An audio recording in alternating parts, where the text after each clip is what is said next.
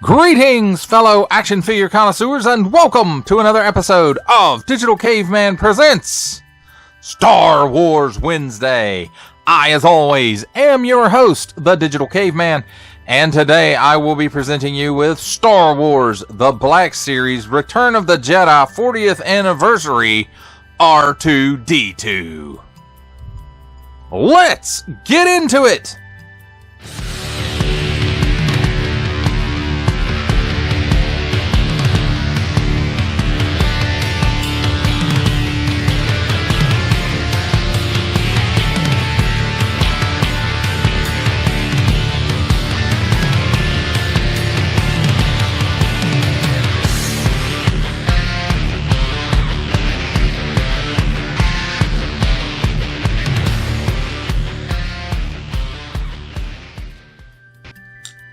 Let's begin beeping and booping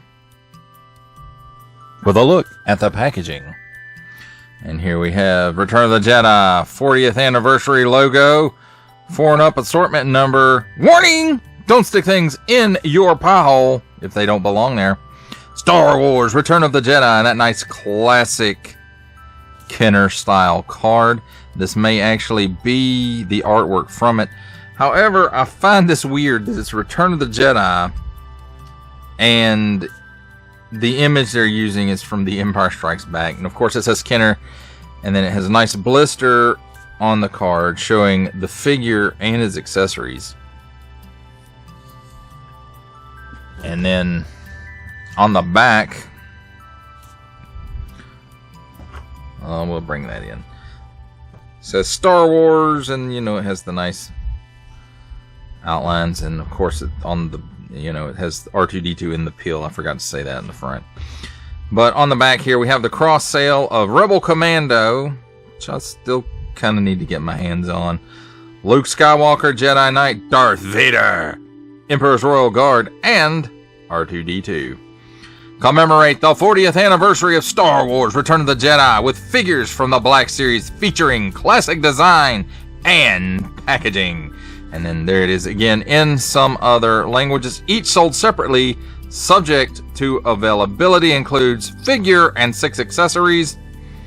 And then here we have small print, fine print, legalese print, made in China print, symbols I'm not going to learn, a barcode, Hasbro print, Disney print, and attention! Don't stick things in your French pie hole. Warning, attention, Octung! Don't stick things in any other language pie hole that don't belong there either, and don't give it to babies.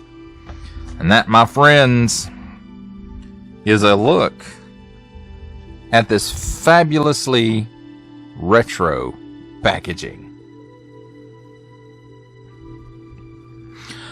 Let's take a look at the figure and his accessory. And we'll start with the accessories. And here we have handy dandy tweezers. And first up is his Scoop Link, where he plugs in and gets all the information he needs. Then, as we saw in Empire Strikes Back, his little radar or scanner dish.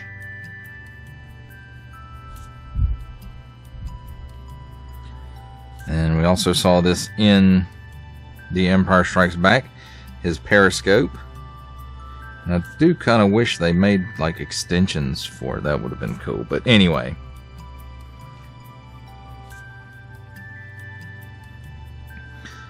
Then next up, I do believe we saw this in A New Hope. But I definitely know we saw it in Empire Strikes Back because he uses this arm to try and take the light back from Yoda when Yoda is kind of teasing Luke.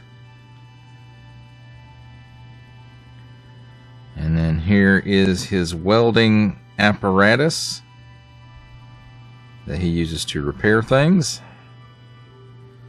And we saw this a couple of times, I think in A New Hope and in Empire Strikes Back, and maybe even in Return of the Jedi while Luke was on Dagobah having conversations with Yoda and Obi-Wan's ghost. And then here finally, this I recognize from Return of the Jedi. This is the arm that R2 uses to zap Salacious Crumb as he's pulling out C-3PO's eyeball. And that does it for a look at the accessories themselves. We'll look at where they go in storage here in just a minute. But I would like to take a minute to just take a look at this R2-D2. It's really, really good. And it does have this nice silver, and I do believe it's all paint. It is very shiny, and I don't see any swirly twirlies in it. So I think it's all painted, and I think maybe it's molded in this blue, and then all the silver is paint.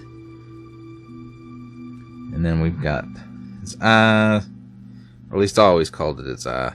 And then his projector, and this light doodad thingy, and all those little blue accents.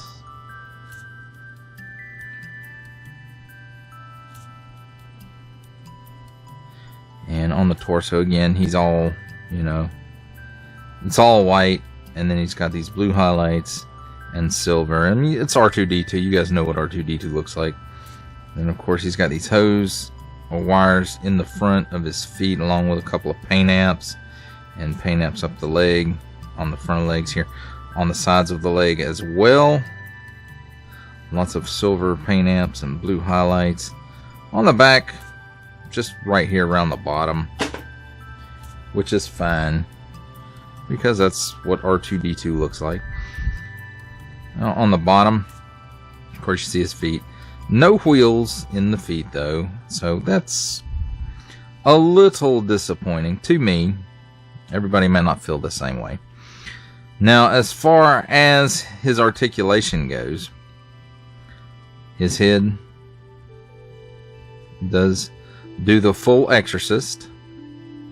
His legs do a full 360-degree rotation. And that's pretty much it. At the feet, his tilts down that far, tilts up that far. And the other piece of articulation that he has is, if I can get a hold of it, it's not like some of the old school ones where you twist the head and the third leg comes out, but that does come out. It doesn't move around or anything like that, but the foot does have some tilt to it, forward and back, and again, no wheels, and that's okay.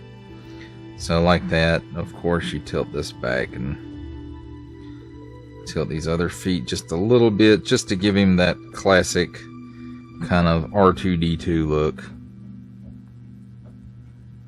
So that's cool. And he moves kind of smoothly. I mean, not great, but I really do kind of wish they'd have put some type of wheels in the feet, but that's just me. And also, without the wheels in the feet, he's gonna fall over like that, but he's not gonna roll off a shelf. So there is that. One final piece that, well, I think these open up, don't they?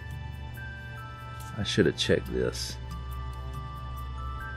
I'm gonna check it right now. And I was right. They do. Grab it right here on the edge. And it opens up that far. And I do believe this other one does as well. Although now I can't get a hold of it.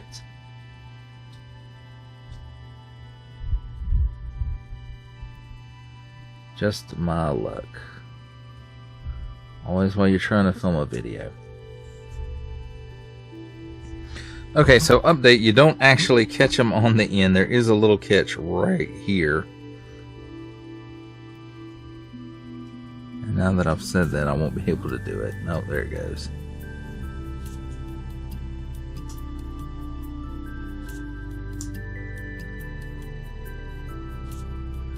So those open up, and they only open about that far, but that's okay. That's about all you really need anyway. Unfortunately, these don't open up in rocket boosters inside, but this is Return of the Jedi, even though it's actually more Empire Strikes Back than Return of the Jedi, but that's okay. I'm sure they will give us another version on this body. They have to, you know, recoup some of the cost of this new mold. Now, also, these long doors on the side do open up. They're not the easiest. Let's see, there you open it up, and it's got 3 slots there, or three ports, not slots.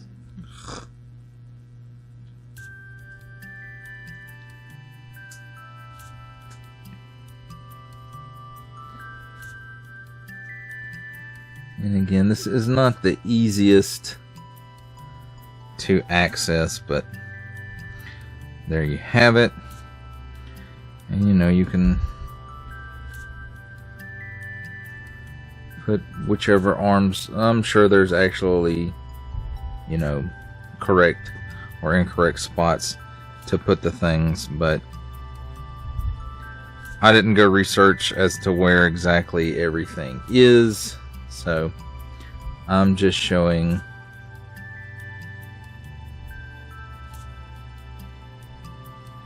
that they will port in. At least I say they will.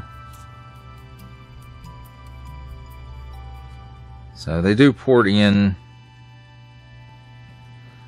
At least, you know, these do. The others port in, of course, on his head.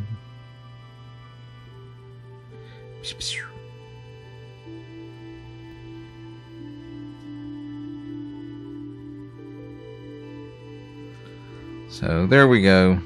Those 4 appendages.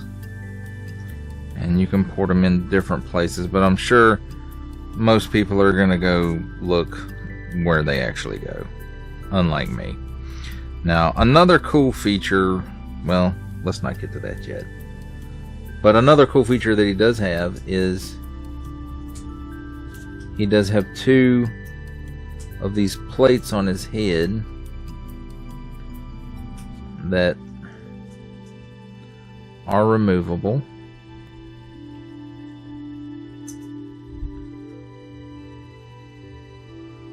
And then you can port the periscope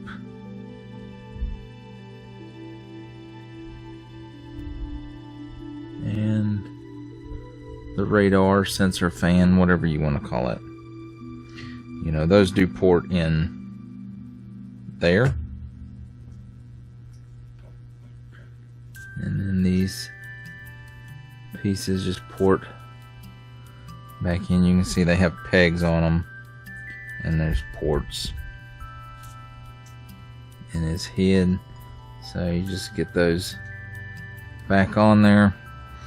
And really the final thing that he has, and I almost showed it too soon a couple of times, is you take by the head and you can pull it up like this, and it's supposed to hold all the accessories when not in use. And you see that just pegs right in there, and there's slots all the way around for this stuff to just kind of pop into.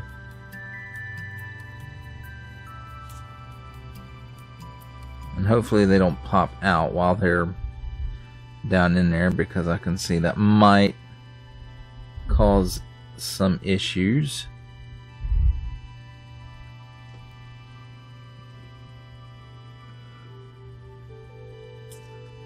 Like that. And there I go bumping the camera. Because what's a Digital Caveman review without the Digital Caveman bumping the camera?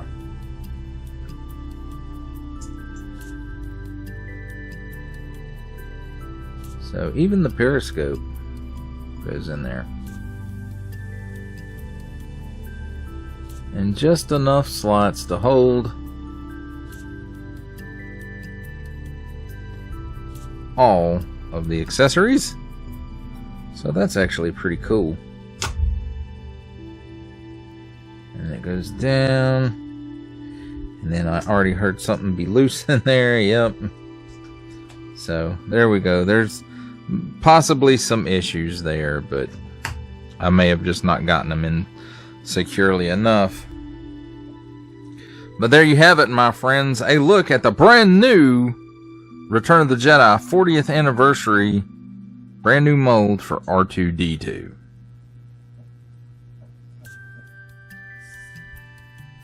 It's time for my favorite part of a review, comparisons. And here we have the Star Wars Black Series Return of the Jedi 40th anniversary R2-D2 next to the Imperial Mouse Droid that came with Vice Admiral Rampart from the Bad Batch. On the second row, we have the Black Series A New Hope 40th anniversary C-3PO, the very first R2-D2 release in the Black Series, and the Imperial Interrogation Droid that came with Grand Moff Tarkin. For our final set of comparisons, here we have Star Wars The Black Series Return of the Jedi 40th Anniversary R2-D2 with, making his cameo appearance from Marvel Legends series, Stan the Man Lee. From the G.I. Joe Classified series, the Hasbro Pulse exclusive Regal variant Cobra Commander. Our final Black Series comparison, the Archive Edition 501st Legion Clone Trooper. And for a 7-inch scale comparison from the Masters of the Universe Masterverse line, the 40th Anniversary He-Man. For final thoughts on Star Wars The Black Series Return of the Jedi 40th Anniversary R2-D2, I have to say this figure has really been a long time needed. And while the other one is okay, it was always just too small. And there are things I like about that original release, like the gimmick where you turn his head and the third leg pops out.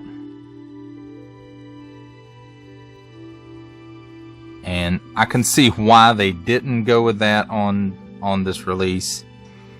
Mainly because of the storage, the way the head pulls up, and the storage for the extra pieces on the inside of the figure. So that kind of killed that. And it's okay that they didn't, because, you know, once you put that leg out, it you know, you can only twist the head one way, so you have to, and it's really springy feeling. And so anyway, I'm glad they didn't go with that gimmick. Now, one thing that seems to be missing, and maybe I just missed it, but I don't think I did, was the fact that it didn't come with a compartment for Luke's lightsaber. And it doesn't really go in the existing ports, really. So I think that was really an important piece for a Return of the Jedi R2-D2. But the way that he is, you know, he can feel almost the full spectrum. He's missing the saw blade. So, two very important Return of the Jedi attachments that he's missing. So that kind of leads me to believe that maybe they've been working on this one a while, and it wasn't originally meant to be part of the Return of the Jedi 40th anniversary. And that's just kind of where they could fit it in.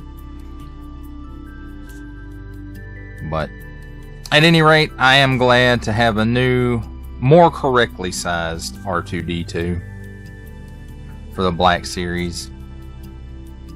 And I think he'll fit in the display rather well. I do suppose it's time to retire the other one, or at least find something else to do with him.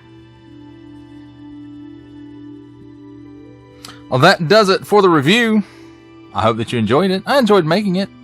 Only support from viewers like you make this programming possible. Each view does count, and I do appreciate each and every single view that I receive. Thank you, and thank you so very, very much for supporting this channel through viewing. Comment below, like, share, subscribe if you'd like to see more reviews or just help the channel out further, or both, that's even better. And don't forget to ding that bell so that in the future you will be notified as my new content becomes available. That's a wrap, folks. I'll see you next time.